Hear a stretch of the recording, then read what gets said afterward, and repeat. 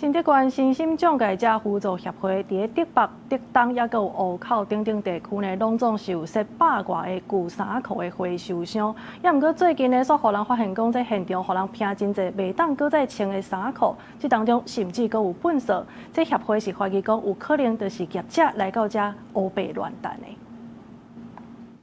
舊衫褲回收箱外口四面攏互人放真濟破去的衫，甚至也有糞掃。這回收箱原底是要互民眾甲厝內未擱再穿的舊衫褲捐出來，互弱勢團體運用的。毋過即馬煞互人當作糞掃桶，物件烏白亂拼，有民眾話講實在真離譜。那真的有點誇張了。正常的話，應該就是完整的衣服啊，不要的衣服啊，讓人家就是可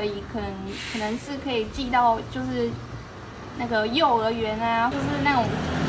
做愛心的啦那種的。新竹縣身心障礙者輔助協會佇台北、台東、湖口等等，攏總設有100外個舊衫褲回收箱。協會指出，最近回收箱內底出現真濟糞掃，協會懷疑講，可能是有業者甲景村的無愛的物件等入去回收箱，甚至拼甲箱仔邊四界攏是。大概接近2個月的時間，都有一些不肖的業者，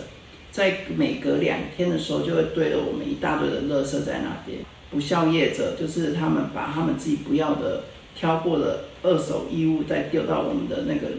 的舊衣回收箱旁邊，希望大家民眾能夠跟我們多多的幫忙跟支持。建議民眾大量的舊衣可以直接聯繫舊衣回收箱上面的回收業者來到府來做個回收。如果放在回收箱的外面，可能就是會被清潔隊認為是亂丟垃圾，可以依法來做相關的裁罰。協會指出，因為大量的糞掃已經造成真大的困擾，目前已經報警，希望附近的民眾多注意。記者杜根和新店報道。